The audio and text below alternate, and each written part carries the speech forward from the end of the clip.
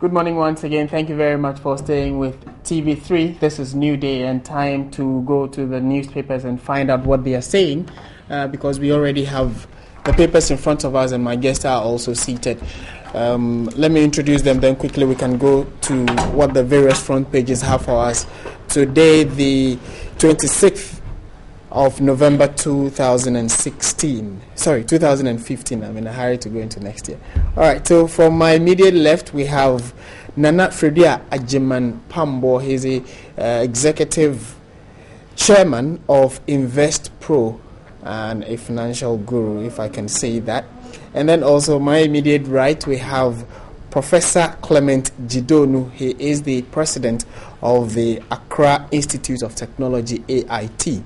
And my extreme right, we have Yao Opong. He's a law lecturer at the Central University and also a practicing lawyer as well. Good morning, gentlemen. Good morning. Good morning. Good to have you on the show. Let's go straight to the front pages of the papers. We have just about 4 of them in front of us. The Daily Graphic is our first paper. And the front page of the Daily Graphic comes with a number of people who were in court yesterday, and the story there says, raiders of NPP headquarters charged. Raiders of NPP headquarters charged. And then also, power barge from Turkey arrives tomorrow. Ghana Gas CEO clears the air. And on the right bottom part of the paper, Kantanka Automobile Plant inaugurated. All right, so that's what the front page of the Daily Graphic is saying. To the back page now. And collapsed Ashalaja Bridge replaced. And that's the only story on the back page of the Daily Graphic. We go to the Daily Guide. The Daily Guide front page. And it says 9 soldiers raid NPP office. Ringleader confesses. And then on the left side, new budget pops up and drama over Afoko attack. And comes with a picture of Paul Afoko, the suspended chairman of the NPP. To the Ghanaian Times newspaper, then the front page of the Ghanaian Times says, Ghana Gas explains shutdown is to improve electricity generation. And also on the front page of the Ghanaian Times, NPP raiders granted bail. NPP raiders granted bail. And then also thieves ransack Antoanyama strong room. And also police accused of prosecuting wrong Aswasi suspects. Okay, so that's what the front page of the Ghanaian Times is saying. Back page, Times Road is taking place. Times Road is taking shape. It's taking shape. And then also Aikai Doblo Bailey Bridge. I think it should be Bailey. Aikai Doblo Bailey Bridge opens. It certainly should be a government. All right. And then finally the business finder. Business finder front page says, move to stabilize the cedi, injection of dollar not sustainable, Bank of Ghana. Wow. And then also cedi to end year at 4 cedis to $1. We'll find out if that is feasible. Okay, so these are some of the stories we have for you today, and we'll start with the usual suspect, the Daily Graphic, and then read some of the stories, then we'll touch on the others that we have this morning. We start from page 3, which says raiders of NPP headquarters charged, and the 11 people who allegedly broke into the offices of the New Patriotic Party in a dawn raid have been granted bail by the Accra Circuit Court. The 11, including a woman, pleaded not guilty to charges of unlawful entry, unlawful purpose on private premises, and causing unlawful damage to the tune of 28,000 Ghana cedis. They were each granted a 10,000 cedi bail with 2 sureties. And the other interesting aspect of this debate, of this issue, is that the 11 people were arrested on Monday, and then they said that the perpetrators of the act, 8 of whom are alleged to be ex-military men, reportedly broke into the office after they had entered the building and locked up 2 caretakers and a party security guard on duty. News of the raid attracted many NPP supporters to the headquarters, but the attempt to take over the place from the police was unsuccessful as armed policemen and armored vehicles sealed off spaces and about 50 meters each on either side of the road in front of the headquarters. There is also a debate as to what they were wearing, because they said they were military men and they went there in military uniform. But the police said that when they arrested them, they were in red T-shirts. And so it's become quite a debatable issue. But let me start with you, Mr. Opong. Yes. I mean, we've had countless discussions about MPP and NPP issues, but this new twist to it, where some people feel they say they are party members, thinking they are party members, and needing answers to the current crisis, decided to storm the party head office, and are saying that I don't know. I mean, what are your comments on this discussion? Well, I mean, frankly, I think I'm getting tired of all this, and to be frank with you, especially for Daily Graphic and Times, to dedicate big banners to this particular thing, and usually it's the bad news that they appear to be interested in. I mean, there are serious mundane issues to discuss. I mean, economic systems, the CD, we are told. Yes, but in the practice, they say bad news sells. Well, but not a national newspaper. Not a national newspaper. What are they selling? Is it not the news that we want? The information that they should give us? That is what we want. Have they not done enough? Daily Graphic, and especially Daily Graphic. I think they've done enough about this matter. I still maintain it's a private matter. Let the MPP sort out their issues. It is in court. You can dedicate just a small portion of it to it. The people have been sent to court. In any case, there have been stories. There are 2 kinds of stories. Some people were wearing red, others were wearing military attire. So it cannot be just even the same people. But be that as it may, I'm saying that, I mean, whoever is interested in doing this, all of us, not just because it's about MPP or so, but all of us should be worried that if you have a disagreement with someone, he will just wake up at dawn, break into your house, and just raid the place, and even from the child, didn't steal it. What about the allegation that they took some computer hardware and some documents away?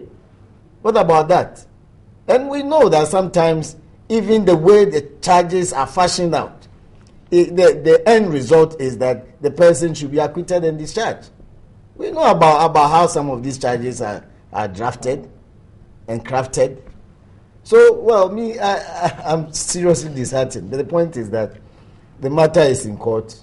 Let the court deal with it. But I think it should be clear to everybody that if this is the way to go, it is a very dangerous matter. It can be a private issue. I mean, this is a private issue. Mere disagreement will cause someone to wake up at dawn, and I wonder what those security men were doing. Okay, so if these people... They were actually taken hostage according to some of the reports we have. I think that they not even lived up to the so-called, is it invincible or invisible? Whatever it is, they have really failed either way. They don't merit that description, whether invincible or invisible, because either way, they failed. Why should you, as a security personnel, being paid to ensure that you ward off criminals? And these are criminals, for me, even if they were police, until they throw out to you in your house a warrant to search. And who said that unless there is an emergency, who said the policeman can come to your house in that ungodly hour when they are not supposed to perform an official act? At that time, can just break into your house? That if we entertain that, when can we know that this person is a true policeman or not? And it turned out that, obviously, these people, so if they were ex-military men, what about the account that the people were encouraged to give them access because of the police vehicle and some other security vehicles and materials and things like that? It is a very worrying situation. So I'm saying that we should not see these things as party matters. These are private, and yet it affects all of us. We should all be on the lookout.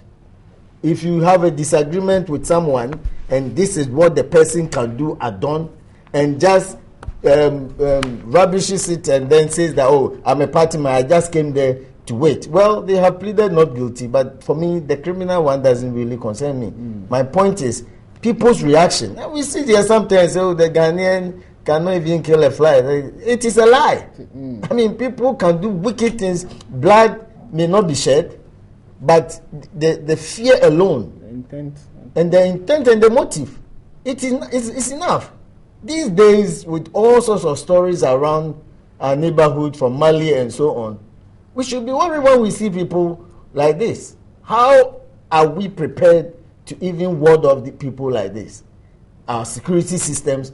And I'm very sure that from the confusion, MPP doesn't even have CCTV at their office. How are we able to just implement? This should have been the easiest investigation, unless the persons also knew where the CCTV control room is and may have used some remote or some other facility to disable it. Otherwise, I think it's a wake-up call that as much as we can, CCTVs, even national ones, should be available. It is when people know that when they commit an offense, not only will they be caught, but their motive will also be clear. All right, they will be deterred. Exactly. So in a nutshell, I'm saying that, Graphic, we thank you, but I think you have done enough about these things. Talk about, give the mundane issues publicity better than what you are doing now. Okay. But all said and done, we should all be worried that individuals can have a disagreement and resort to such wicked interference with people's privacy and property. Prof. What do you want me to say? Raiders of MPP headquarters charged. That's the issue. Are they raiders? Are they thieves? Are they party members? Are they protesters? The MPP headquarters is a private setup. If these people actually went there to cause trouble, the police have apprehended them and they will be charged. I mean, that's all I can say about that. There's not very much more to say on this issue. All right. Yeah. Yes. Well, this brings to mind Thomas Campbell's poem, and he says that coming events cast their shadows. Yes. And for the NPP,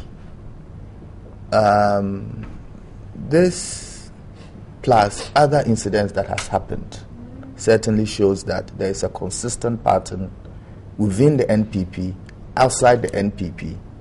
The tragedy is NPP itself does not seem to realize what is going on, and therefore is not paying the necessary attention to remedy the situation. I find it incredulous that a party in opposition that intends to win next year's election at this very crucial point, almost 12 months before the election, this is the kind of story that makes headlines about them. And either they are asleep to the situation, or they are so bogged down with petty internal issues not to rise above that and consolidate themselves to be a formidable opposition party in the next election. And the reason why I quoted Thomas Campbell's poem was that if you look at the period leading to the election between Victor Owusu and Hilary Mann at that time, it was all these internalizing, internal strife, all this backbiting, all these accusations, all these fights outside the war that led to the split and the eventual defeat of what has now become the NPP. And for the NPP, they need to wake up. Perhaps it's a bit too late, but time always is on the side of the prudent, and therefore one can never say that it is too late. But these negative publicity, especially in a country where you have almost about 45% split on the part of the NPP and the NDC, political analysts have always stated that it is the floating voters who ultimately decide on who the next president is going to be. And these floating voters do not have any particular loyalty These floating voters are people who are discerning, people who are intelligent, people who cannot be easily swayed, and people who economically are a bit well off. So they simply cannot be bought. What they can be bought with is the promise of a democracy that is going to enhance economic growth, democracy, freedom of expression, and consistency in development. That is what those fringe voters look for. So the consistent negative publicity that the NPP seems to have taken a monopoly on is not helping them. And as much as I side with counsel on my right, that the major newspaper like the Daily Graphic ought to spend more time on some of the topical issues of the day, it is the discerning opinion of the managing editor of the Daily Graphic to decide as to what is pertinent for consumption on the day of print. So that is not for us to argue about. The fact of the matter is the NPP has put itself in a downward spiral, and this continuous spiral eventually may lead to the party having an implosion as opposed to losing the elections in 2016. Okay. All right. I believe the discussion on this probably might, since it's in courts, like counsel said, let's see how it pans out in the coming days. But one other issue on the front page of the Daily Graphic, which I've been smiling about all morning, is the fact that the power barges from Turkey, we're told one of them will be hitting our shores. One is already in Ghana's territorial waters, so we are told that by tomorrow it would land at the exact spot. But let me just read a bit of what the Daily Graphic is saying. It says power consumers are likely to have a respite soon, with reports that the long-awaited power ship from Turkey arrives in the country tomorrow. The power ship is expected to augment the country's current power supply and ease the energy crisis. The reports say a ceremony is officially announce the arrival of the barge will be held at the Tema Harbour on Saturday, November 28, 2015. Power produced by the ship, 225 megawatts, is anticipated to be incorporated into the national grid in December. Prof. Good. This one is a big issue, and I'll comment on it. Certainly, it's a good news that this barge, which we have promised 100 times, is finally going to arrive. But again, I think it's very important. We have suffered a lot out of this doom-sum regime, or this doom-sum process. And I think we must be careful again to caution against too many promises and expectations, raising expectations again.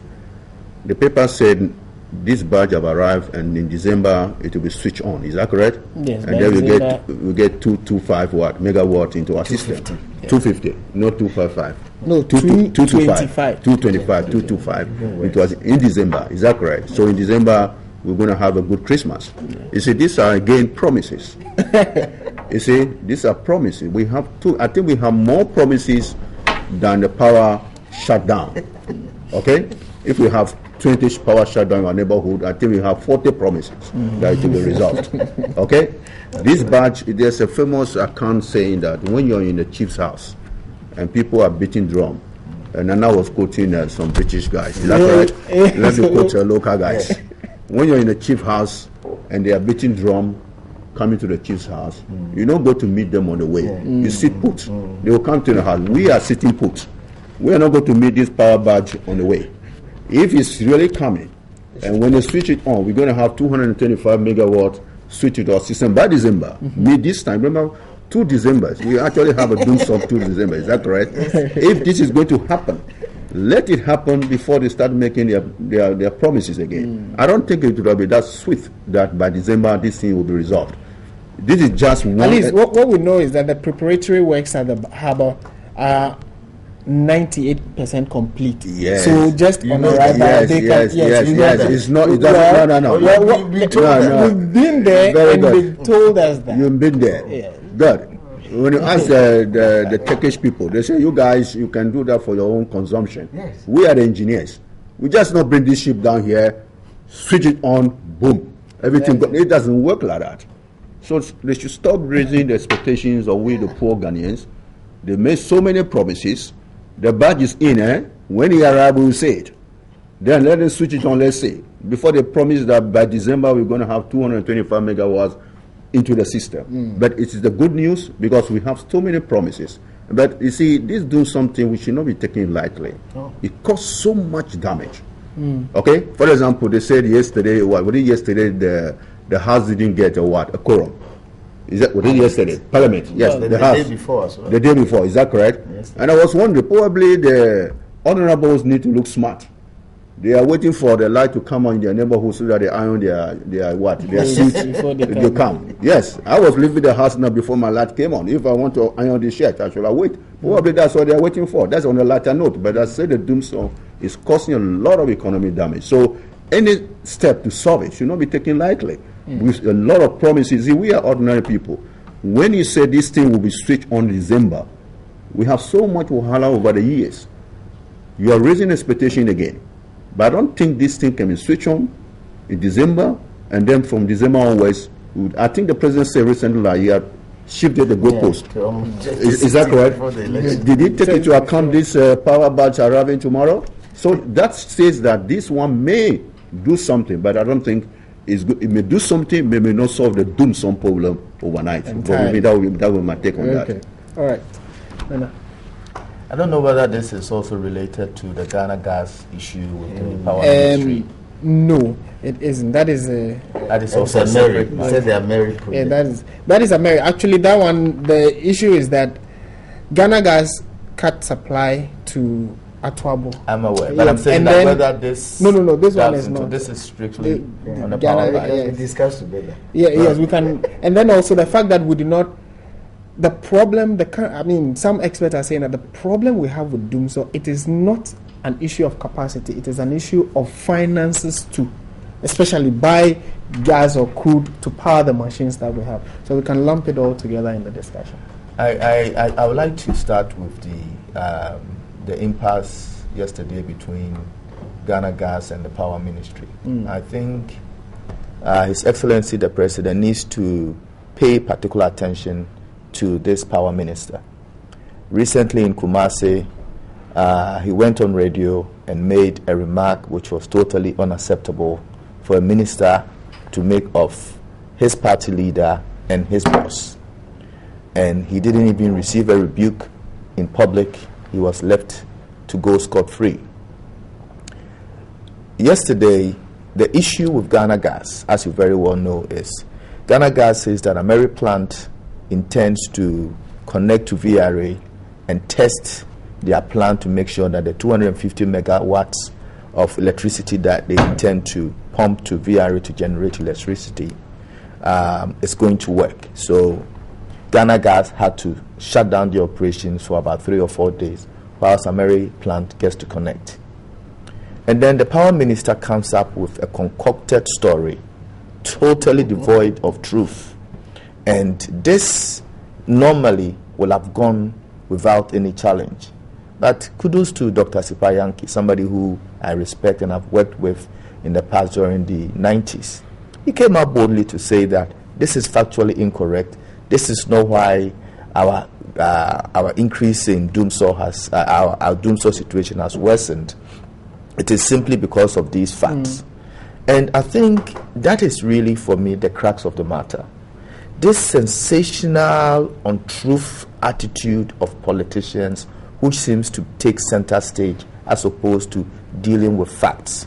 And that now delves into the power badges from Turkey. These power badges are not going to be the end or be all to our doomsday solution. But when it is presented as if it is going to end everything, and like Prof said, lifts up people's expectations, knowing very well, like alcohol, it is going to disappoint you in the end. These are the things that the politicians do, and in the end, they have become, for some of us who are discerning enough and who keep constant tact with history, realize that consistently since 2012, there has been this lie upon lie of misrepresentation, untruth, concocted stories as to the end of Dunso.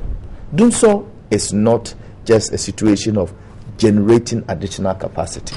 There are financial issues, there are deeply rooted political issues, there are fiscal issues, and then most importantly, there is the payback in terms of the retail from ECG to the consumers to be able to pay the distributors and thereafter onward payments to the producers themselves.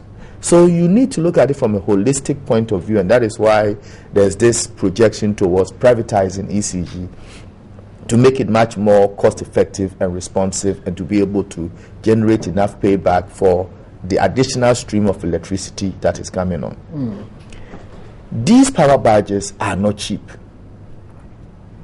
They are not cheap. The running cost of these power badges, for some of us who've taken the time to look at how other power badges work in other countries, there are two very significant clauses in this agreement.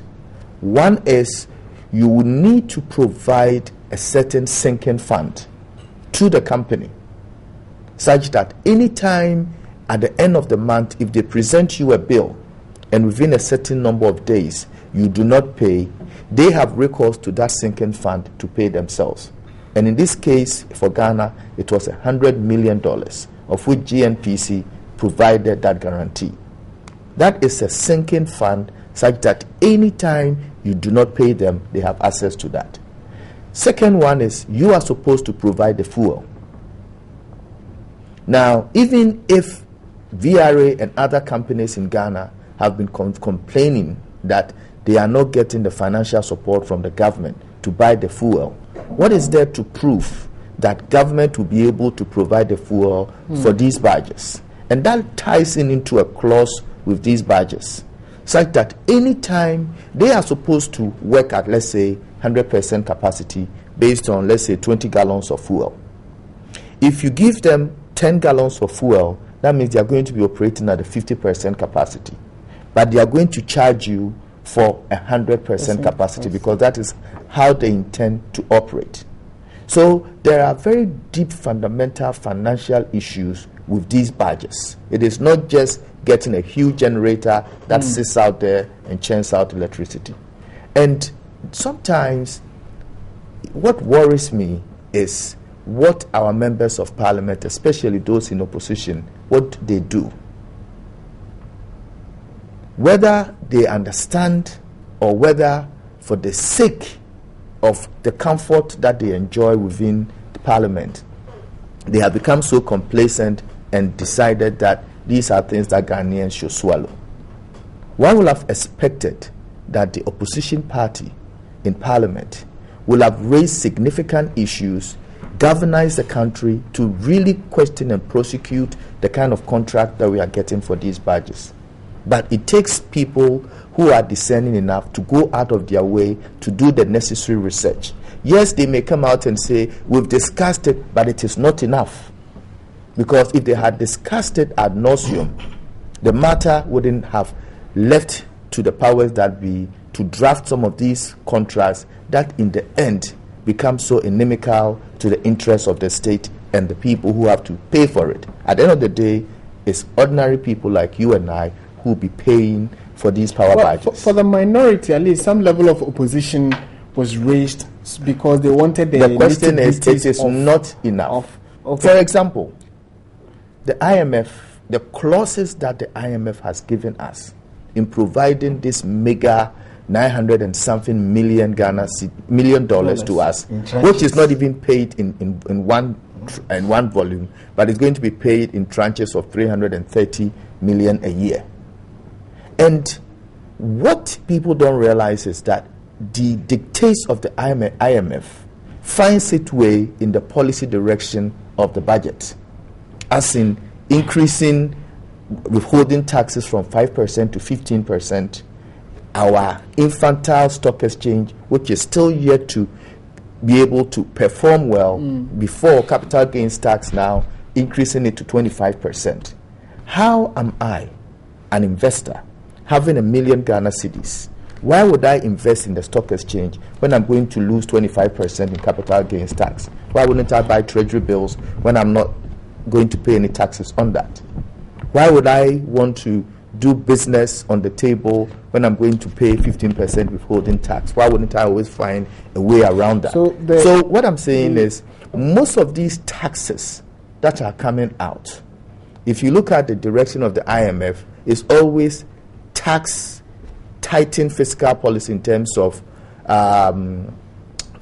expenditure, try and mobilize more revenue, and try and stabilize your economy through higher interest rates. Recently, Bank of Ghana has increased its prime rate to 26% at a time when we are in recession.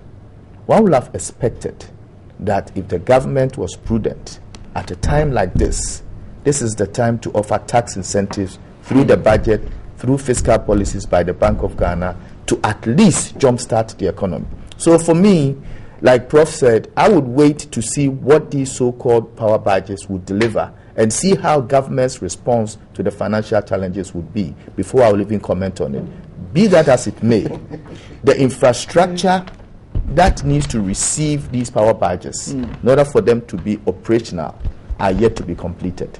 Yet to be completed, but at least according to what we found on the ground, significant work has been done. I think it's difficult to take that from probably it's just what we've been told. And most of it which are turned out to be falsehood or maybe misrepresentation, as Nana said. But I've been taking it from some part of what Nana said. For example, Parliament. I will hardly hold brief for them. But with this agreement, the power badges and the Ameri, it's not even gone to Parliament. In fact, it took one parliamentarian to file a suit which is still pending at the Supreme Court. The same as the IMF. We raised it as soon as I heard. I said that, look, let's not glorify matters with names. What IMF is giving us is a loan, not a bailout or what. As far as it's not a grant, even if it's a grant, there could be some strings attached which may be unseen.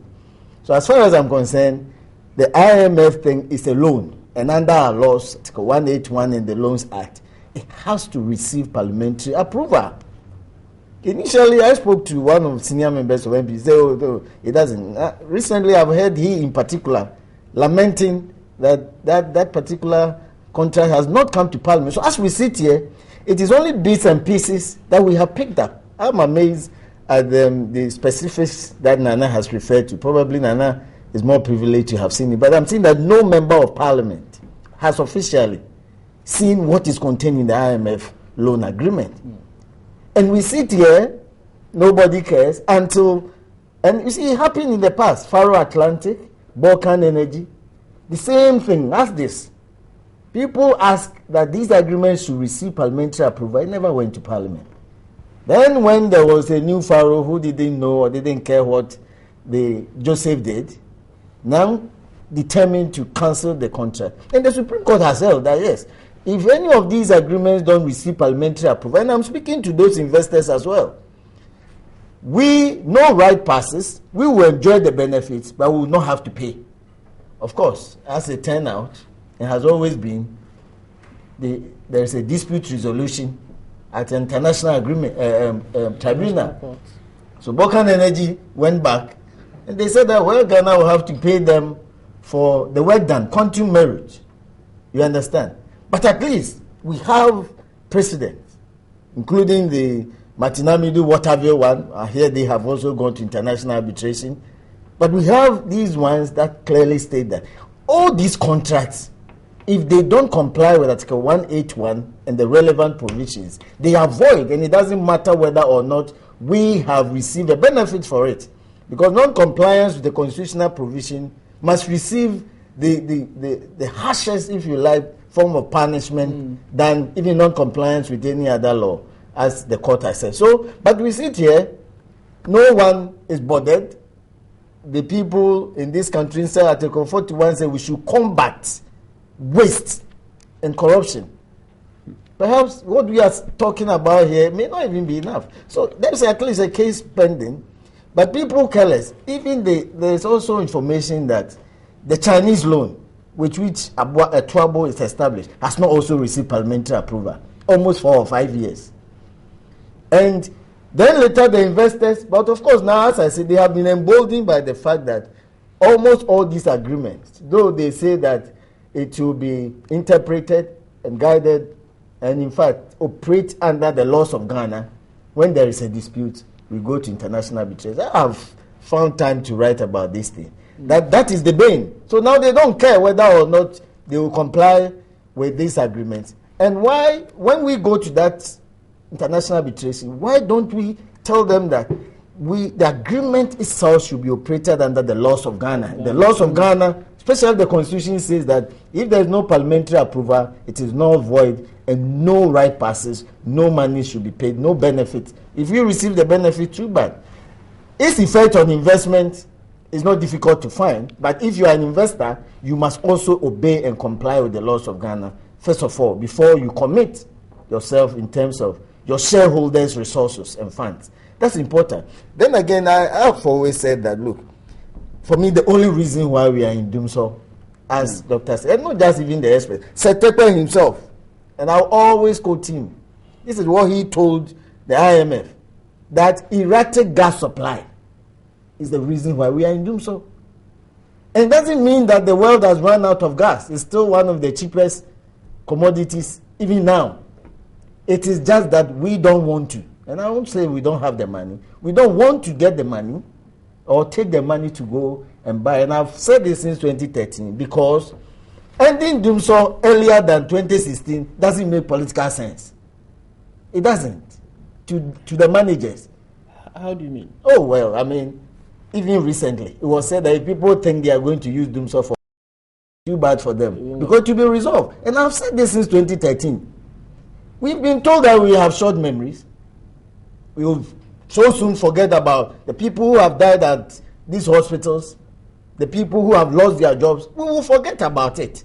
In any case, these matters don't win or lose elections. As far as people are concerned, the very day they lose or win election, they then look forward to the next 4 years for another election. And so what we do is demographic development, with all the ultimate motive being, what can I do to entrench myself, or what can I do to win power? That is all that we do. And tell you what, the next election will not be about Dumso, will not be about policies.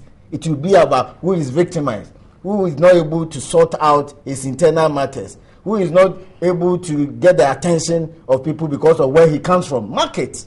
So it would, but at least the Dumso would be part of the point. Also, is that this 225 is not enough. We already even have 400 we have shut down. The problem really is that, or maybe for them it's not their problem, is that somebody must do something new, or there should be the appearance of doing something new and not to improve on the existing one. That has been the bane. We have universities that are reputed worldwide. Instead of expanding it, all we do is to build new ones, which we cannot even take care of.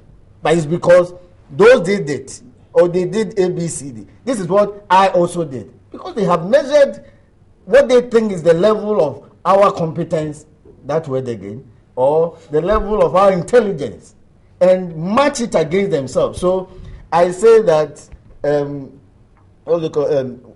didn't say Dumso will end by December, but the other word, the load shedding, rather. What in God's name is the difference? But they know that when they tell us this, even when CD is falling, they say Motia, dwarfs have caused the CD to fall. And they know we will believe it. And indeed we believed it. Majority of the people. So the point we are in now, this 250 with the Ameri will do very little, if at all, to solve that. Because the problem is not about the car you have now, but it's about not being able to get enough money to buy fuel to move the car. The solution is not for you to leave your small Tico and go and buy a Jaguar or a V8. Where are you going to find the money to fuel that V8 when you cannot fuel the Tico you have? We've been given the assurances by government that they've been able to secure funding to at least, which would help them get consistent fueling for the for the power budget. So why have you not been able to do that for the existing installed capacity? We have even in Essex, this 250. And indeed we were told that it is an emergency solution. It is not what the president promised us, that he will fix it. You don't fix a long-standing situation with an emergency project like this one. And the definition of emergency is also interesting enough. 10 years or so, Nana, the contract, or is it 5 years? Even if it's 5 months, it is not enough. It doesn't meet the ordinary definition of emergency. So it's obvious that everything about this thing has been engendered by misrepresentation.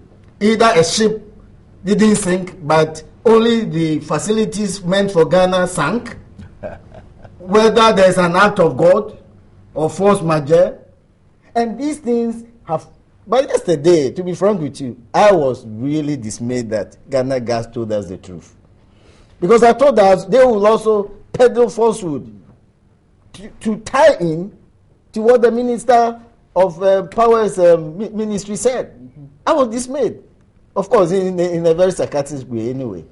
But for once, at least, we can get some institutions, eventually in the evening, then we heard the news, trying to now modify a bit to also tie in the Ghana gas situation. And I just said that, wow, I mean, for the last time again, I'm also getting it wrong. Because Ghana Gas spoke the truth in the morning. Yes. How is it that, whether there's some pressure or not, it appears in this country, just to conclude, there are some people that are untouchable. And I think the Minister of Power is one of them. As Ghana said, I don't think anybody is untouchable. Oh, as far as those who wield political power are concerned, because you see, so. There have been people who, even in this current NDC administration, who thought they were untouchable, but now find themselves on the fringes of power. Well, maybe time will tell. So time. But no, look, in fact, judging from all that this minister said, am I the president's spokesperson on power? And later on, he took the president himself to do the damage control for him. That is really some kind of indication that it has emboldened this man in particular. And when he was in parliament, he made some derogatory remarks about all of us, especially journalists, that because of the level of our understanding, which is low, from my inference, we just accept that, we will rely on Nigerian gas, and so on, and people's perceptions and knowledge being what it is, they accept these things. I'm telling you, whether he resigns or not, for me, when I leave my house and there is doomsday, I come to my office after 1 hour in the morning, there is doomsday till the late. It appears that we, as Prof said, the ordinary people, will never win in this doomsday war. And at the appropriate time, money will be found and it will end. Last year, Christmas, we got light. Easter, we got light. When our friends, the Muslims, were celebrating, we got light. When we were playing football, we got light. Had we installed any additional capacity? Priority. Okay. I think that this discussion would go on. Let me just say some last word on this. Okay, then we'll go to Parliament. A report came out recently on Africa that the African power situation will not be solved in the next 4, 5, 10 years. It's going to be around for a long time. These are serious people who have done a serious research work. Yeah. Look at our population, look at our economy, look at our needs, look at the demand, look at the supply, and came out with an informed decision. These are not politicians. These are serious people. The truth of the matter is that we may probably fix some part of it as we go. But we can't fix it entirely. No. I don't think the way we are going, you see, we are fixing part of a damaged infrastructure. Is that correct? So for me, if I were in government, which I'm not, I will have come to tell the people, look, this is a long-term problem. These are the things we are putting together to fix part of it, but it's not going to solve the problem. This thing. So I don't think the doom-sum issue is not only in Ghana, but I'm not worried about African countries. I'm worried about the Ghana situation. Yeah. But put it within the contents of Africa, there are serious problems of power supply within the African continent, and Ghana is one of them.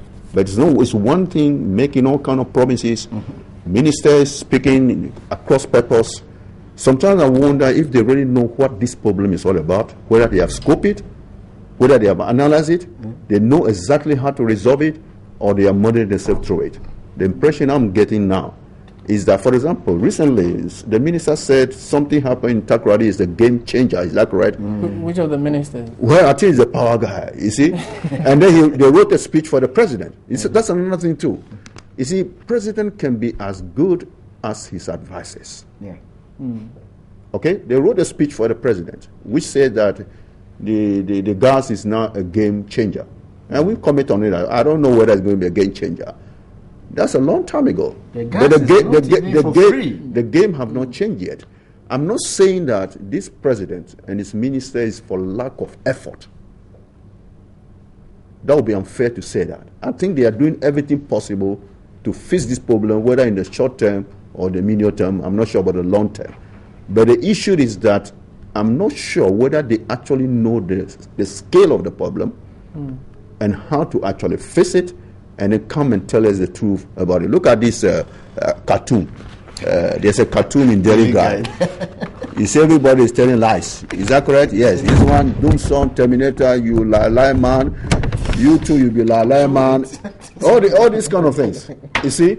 So I think that this problem is bigger than we thought. Ghanaians be prepared for a longer term of some nature of doomsday. Rather than thinking that this Turkey badge and this gas thing will fix it. If they will fix it, if they know exactly what the issue is and how to resolve it, and they have a master plan to do it, I think we'll be a little bit home than what we are now.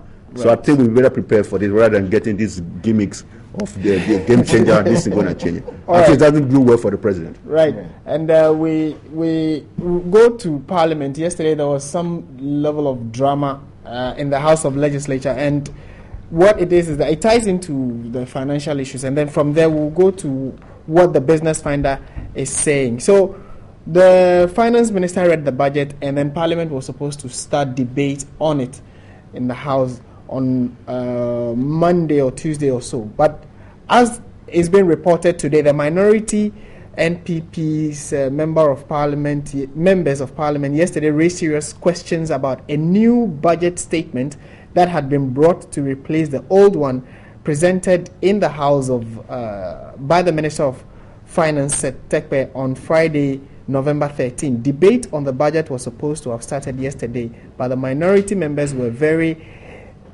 insistent on let me take that again. Debate on the budget was supposed to start yesterday, but the minority members were very insistent on 1/3 of MPs being present in the chamber to constitute a quorum before the debate could start, compelling the First Deputy Speaker, Ebo Batnodro, who was presiding, to suspend sitting for the lack of quorum. Now, the MP for Kwabre East, Kofi Frimpong, was particularly angry that 11 days after the reading of the budget, the Ministry of Finance had brought an amended version to Parliament, which had neither been laid nor presented, stressing, quote, "The President thought we were fast asleep in Parliament and wanted to sneak in the new version of the budget, but we want to tell him that this time around we are very much awake and will like to know which of the two budgets given to us is going to be used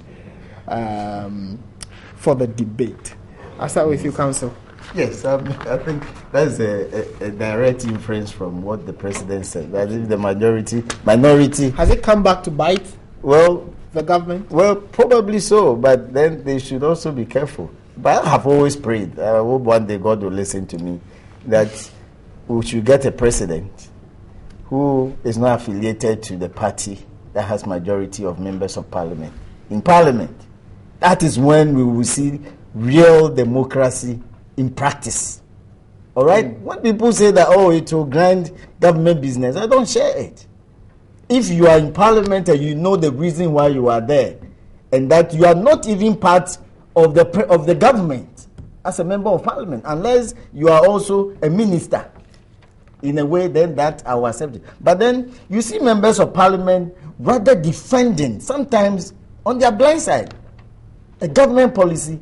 I told them one day we will get a government or a president who is not affiliated to the majority of the people in Parliament, and we will see how the executive will be accountable to the people of Ghana. Now, it is all about, it happened on Tuesday as well, and I heard Honorable Agbesi, who said, well, he has a thick skin, so to speak, he lost, but as a leader, he will have to now console, I think that was the word he used, those other members who lost. And I asked myself, why should people need consolation? Is it because there is so much in it for their personal benefit that when they lose primaries, they will need consolation? Is it not about service? Is it not for them to behave like servants? Not behave, but to be like servants to us. So it really brought to the fore exactly the benefits that parliamentarians may be getting. Because they've been lamenting that they spend their lifetime investment just to become members of parliament, and they give all the money to their constituents and so on. If that is in fact the truth, why do you need consolation? The work to be done is that you should be in parliament, and if for nothing at all, hold the executive accountable on the budget. Right. I will ask Nana, is it possible in a private institution, a corporate world, that the shareholders will not have copies of even a budget to be read by, let's say, the managing director, and it has to be read, after which they will get copies? Even draft copies are sent around, whether to the board members. So your even this pre-King James version they are talking about was not given to them before they went to Parliament on the day Setepe came. It was after. But that has been the norm, which you are questioning. I'm questioning the norm. That it doesn't happen in any corporate. Maybe it's because they don't see themselves as real shareholders, which they are. It's the people of Ghana's money, and they have asked you to. Otherwise, what is the need for reading the budget? Because the executive has the key to the consolidated fund room anyway, and can decide to go and take more. What is even worse, you know something, sometimes I think it's just a mere farce. This budget will be read, with or without the minority. The executive will overspend.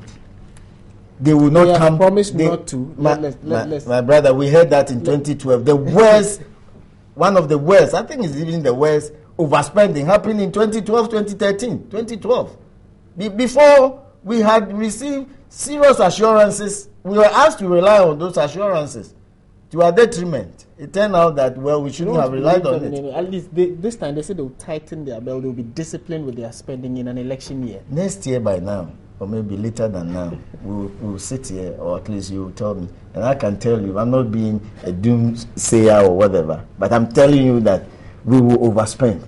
And the point is that when they have even gotten the approval from Parliament, they go there, they overspend, they come back, and why wouldn't the executive say that you've been sleeping on the job? The same thing as Nana revealed, all these agreements that have not come before you. Elsewhere in the U.S., people are sometimes more afraid of the senators, especially the various committees when it comes to finance.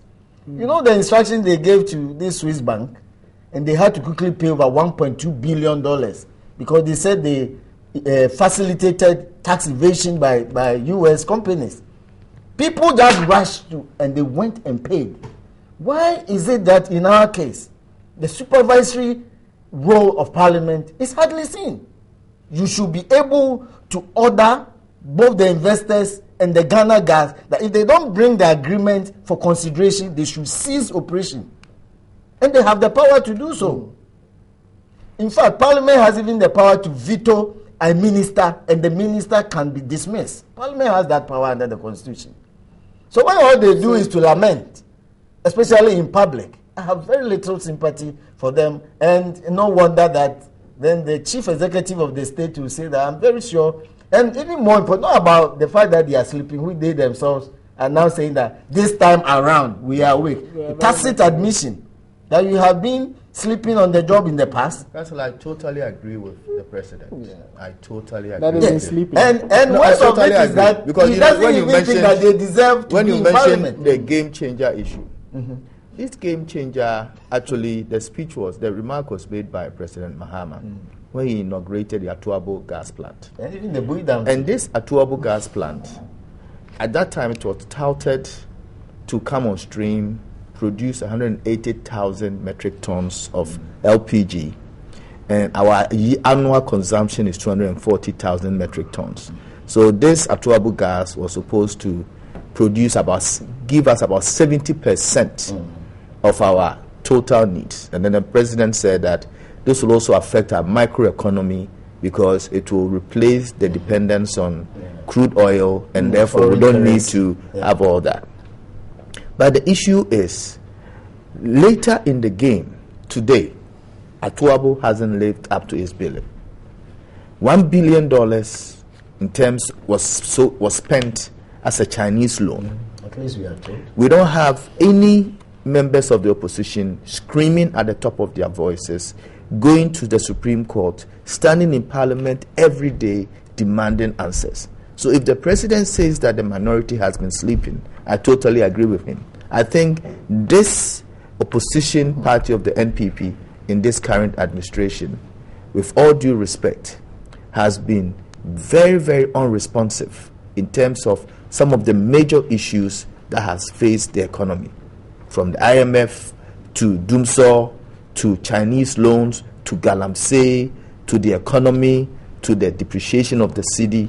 I wish that as the major opposition party in the country, and especially when the president himself sits around and touts you that these guys have been sleeping, because if you see what we've been able to pass through their legs and sink into the goalpost, obviously only a person who is deep asleep in the comatose situation would allow such slippages to be made. I think we are making it sound like the president was dead on point when he said it was a question he raised. So let a rhetorical question. Does it? He said that. Have you been sleeping? You know, right? You see, a rose by any other name is still sweet. So, irrespective of the fact that it was a question or a statement, the fact of the matter still remains the same. He believes that they've been sleeping, and we agree with him. That's all. So, let Prof take his. Yes, let me talk about this issue about no quorum in Parliament. And then new budget pops out. A Ghanaian sitting in Kofi Krom this morning will wonder, are we being well served? Parliamentarians not turning up for classes, turning up for work. I use the word classes, sir. Very deliberate. I'm very deliberate. Because when a student don't turn out for classes, you mark it absent. Is that correct? Parliamentarians, you saw Parliament yesterday on TV. Yes. It was like a ghost town. Is that correct? Unless we have ghost MPs. It was like a ghost town. We all saw it yesterday. It was virtually empty. And we are told that it's not an ordinary day. It's a day set aside to debate the budget for approval so that we can move on to solve our doing some problem, our cedi depreciation problem, to solve all our myriads of problems. Now, if MPs don't turn up for work, that is why it's a question of willing buyer and willing seller. We, the Ghanaians, we are willing to buy their service. That's why we voted them to power. Are they willing to sell their service to us? Why are they not at work? That's one side of the issue. To debate, not an ordinary day, to debate the budget. The budget. If we are even a small company, we need to have budget about what we're going to do. The inflows and the outflows. This is nation Ghana. A budget was presented 11 days ago. There were all kind of noise about it. Let's debate it. You guys didn't show up. That a guy sitting in Kofi Krom today will wonder, are we being well served? The next issue, a new budget pops out. What the hell is going on? Not only they don't come to work, the minister also have a new budget. Which budget are they going to debate? The old one which was presented last time or the new one? So what happened? This story here shows quite a lot of things which is going on in this country. Our parliamentarians, people who are supposed to represent us, don't show up for work. Then I bet you, if in that budget, whether it's the old one or the new one, there is a clause inside about a clause inside about their Christmas bonus, a clause inside about how much they'll be paid, I'm sure they will all have shown up and debated. Is that correct? They didn't come to work. Now, whether MPP work out or not work out, for me, that is a sad issue. The two parties, I like what the speaker said. He said, you have to make up the numbers, both parties have to make up the numbers. Where were they?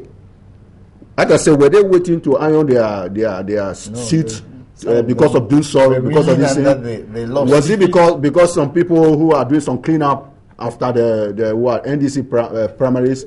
What about the MPP people? What is their problem? Oh, probably they're preparing for their what? They're having a Congress soon. Is that correct? Nobody seems to bother whether these guys are showing up. Now, another thing too, how do we measure the performance of our MPs? Right. The number of times they stand on the floor to make a point? I don't think we can monitor that. But at least one small thing we can monitor. Can somebody out there produce a scorecard of each MP, the number of times they were in Parliament during their session, for us all to see on the internet? At least that one we can see whether... Some time ago, there was such a document, and they tore the gentleman into pieces. It was a magazine that sells... Well, this is easy. This is easy. I'm sure, unless at Parliament they don't do a roll call. Okay, the Hamza, their document there. I'm sure they will put who came to work, who didn't come to work. I think there's a provision that if you don't come to work a couple of times, you will be kicked out of Parliament. Is that correct? Is that correct? Yeah. 15 continuous days. All you got to do is that you get late for what? For 14 days. Then you come the 15 days. Then the 16 you start getting late again. These guys don't show up for work. That bothers the ordinary Ghanaian. You are already at work. Okay, so that is it. Now, the issue of the new budget popping up. I'm a bit amazed. Are you saying the budget presented last time is not the budget the MP didn't show up to debate? Yeah. Are they going to debate this new budget? Yeah. Are we going to write off the last one? You see, it boggles my mind. What the hell is going on? You see, I made the point that, you see, a president is as good in terms of the people who advises him. I won't blame the president for this new budget popping up. I'll blame his minister. I'll blame the official. Is it because they printed a wrong copy from the computer? Budgets go through a lot of versions, versions upon versions before they find them. Somebody was sleeping on the job and print the wrong copy for the minister and present to the whole world. Now, another thing, are we going to present on the internet? Everybody is watching it. If they say want to know our budget, now they get it confused. This country, they say the budget they presented last time is not a budget. They are bringing another one up. The minister presented a new one. And by the way, the MP didn't even show up to debate. Is that a serious country? So for me, we can say everything we want to say, dooms on this thing. The question is, are we being served? We are prepared to buy the services that they want to offer, but I'm wondering if they are prepared to sell the services to us. I'll call on the NGOs down there to at least give us some monitor on the internet. Let's count the number of times each MP didn't come to work. I think we will all work up on that. Well. I think for me, it's a very serious. Just say this quickly. I think that sometimes I'm not very sure that the so-called ordinary Ghanaian is bothered by this thing, because they will continue to vote for these same people who present themselves. We have to vote for somebody. They don't hold them accountable. We would have to vote for somebody. Yes, but but I'm saying that they have to, but they don't present just one person to them. Sometimes about 10 people in a constituency, but they will still vote for the one they are familiar with, either actuated by principles of ethnicity or monetary considerations and so on. Sometimes have very little sympathy for the so-called ordinary. So the minister or the parliamentarians also know that, of course, I mean, as they say, with all due respect, there are some constituencies that even if you put a dead goat there, they will still vote for. It's very disheartening. Why can't the people also let these parliamentarians know that we sent you to go and do a job, as Doctor said, provide a service. You did not provide the service, you have breached the contract. And so we'll give somebody else the opportunity to also perform that service. So we'll see whether he will do so. As to going to the House, you see, they will tell you that they do some of their jobs at the committee level. Sometimes they may be having conferences elsewhere and so on. But wherever they may be, I will agree that we should really monitor what they do and what they go there to do, to what extent. And again, in Goggisberg time, 1925, there were some two important qualifications for members of parliament or the legislative council. One, fluency in English, means you are educated to a certain level. And two, ownership of property worth a certain value, landed property or immovable property. In this system, it doesn't matter. Once the people vote for you, you just go there. And so sometimes when you hear the way people express themselves, even in the basic expectation of their fluency in English, you wonder how they will be able to read the Ameri project contract as huge as ever. So we need to look at all this, whether indeed as a people we even give opportunity. In this country, if you want to win election, you don't have to be competent or efficient. That is one side, negative side of democracy. It's not always the efficient or the competent that wins. The most popular, whoever he may be, he goes there, he thinks that, well, he has earned it by paying you. So whether he performs or not, a week or a year or so before or 3 months before, they will come back, do the same thing they did for you 4 years ago. And then you vote for them again. You still vote for him. And how then can you hold a person accountable? Because he has already paid you for his incompetence. Anyway, I'm guessing that our time is actually up. We couldn't debate this because we are told that Kweku Timi is standing by for business. But I think I can steal a minute or two so we talk about the Bank of Ghana saying that their injection of this of the foreign currency, the dollar, into the system to stabilize the city is not sustainable. I am surprised if it is now they are realizing it. But let me start with you, Nana, since at least you have some knowledge on finance and economics. Did you also get a sense that the decision to inject that amount of dollar into the system to stabilize the city was not sustainable? Right, I think President Mahama tragically has really been failed by his ministers. It's a tragedy. I think as a person, he exhibits humility, he's a very affable person. But I think the people he appointed have consistently let him down, especially for some of us sitting back and watching him. There is no way you can stabilize an arterial wound bleeding from the heart with putting a plaster on it. You can't do that. One of the major drainers of our economy right now in terms of foreign exchange are the Chinese galamsey operators. The volume of dollars these people buy after they've sold their gold in local currency to export those dollars back to China is phenomenal. Our business practices are such that people buy dollars as a means of saving. The corporations, from the oil companies to the corporate bodies, their demand for dollars for importation of machinery and equipment is beyond any number you can appreciate, notwithstanding our local traders and importers. So the consistent demand of dollars is something that any economic analyst will know. And this can only be addressed with structural changes in the way we operate the economy. From production, from policy incentives, be it fiscal, monetary, economic, or financial. If you look at the budget, for example, this budget does not address the core fundamentals of a country in recession. And this has been the pattern over the past 4 years. So for the governor of the Bank of Ghana to have stepped in some time ago to say that he was going to treat this arterial wound by pumping in, I think, $20 million or so into the economy daily, was a very bad advice to his boss. You cannot address the fundamental issues with just pumping dollars to meet a demand, because the demand is insatiable. So I am not surprised that he's backpedaled. And if we were living in any respectable democracy, he wouldn't come out to say this. What he will have done is will have resigned. Tragically, Ghana, you don't have any minister or any head of institution who disappoints his boss coming out to resign.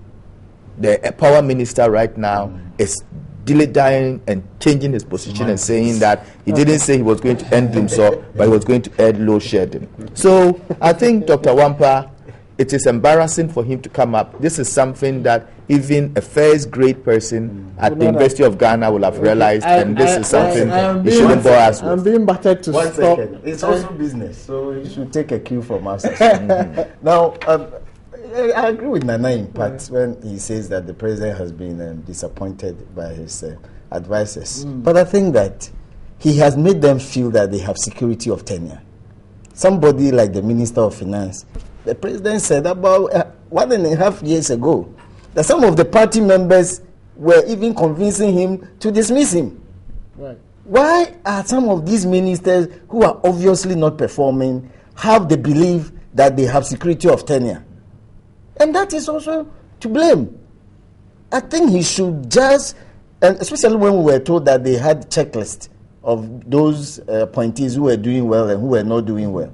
I think he should take that list again, look at where he put red pen and green pen, and obviously, what Mr. Wampa and his friends, Dr. Wampa and friends are saying. When I was young, I used to say that why are we saying that we don't have money in the country? It's a matter of printing. And I was told that will even create worse problems. Meaning pumping in money has never been the solution that my mother, in her Kokwasi Krasini perspective of economy, will even advise. With all due respect to him, it was ill advised. The point is whether or not that was even done in fact. Because I don't think we even had that much money, $20 million even a week, much more to say a day. I don't think it was done. It was all part of the projection of putting propaganda in everything we do and later deny. That's it.